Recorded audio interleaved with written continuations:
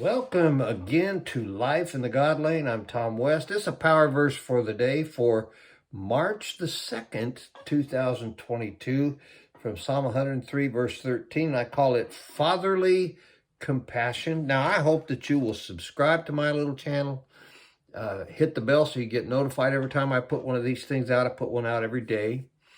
And I hope that you will give me thumbs up, make comments, share this with someone, email it to someone. It could be very helpful to them and bless them. And I hope you'll look at it every day. Watch it. It'll be good for you. Good Bible study.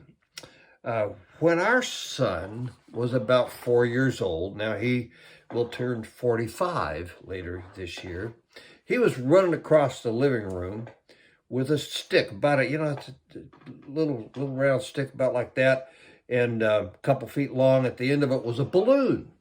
And he was running across the room with that stick stuck in his mouth. And I stopped him, and I told him, take that stick out of your mouth. You're going to fall and jam that thing down your throat, and it won't be fun if you do. You need to avoid that like the plague. About 5 minutes later, he was doing it again, and he fell, he stumbled, and he jammed that stick down his throat. We heard a combination of choking, gagging, and screaming all at the same time. Immediate fatherly compassion. We checked him out, got him all calmed down, found out he wasn't hurt. He was okay.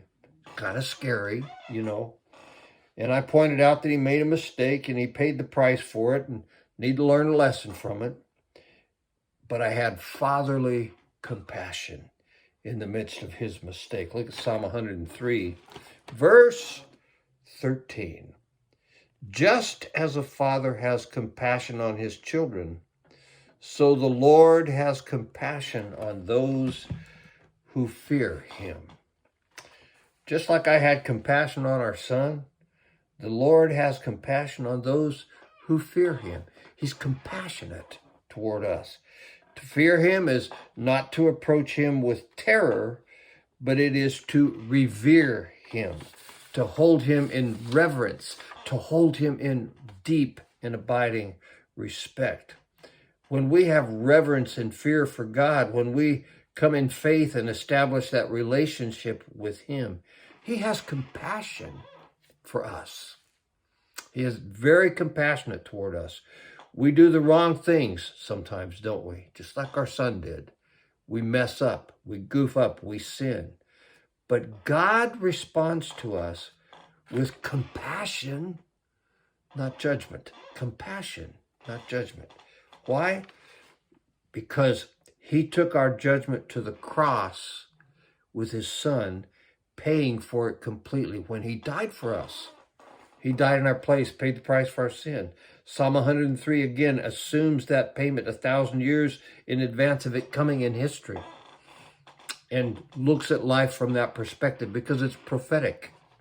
And when he paid for our wrongdoing and we respond to him in faith and revere him, which is part of responding to him in faith, his response to our goof-ups, to our sins, is the compassion of a father.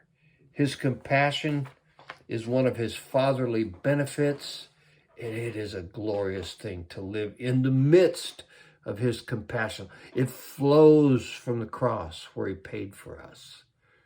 Rejoice in that today and live in it. And I'll see you tomorrow. Bless your heart.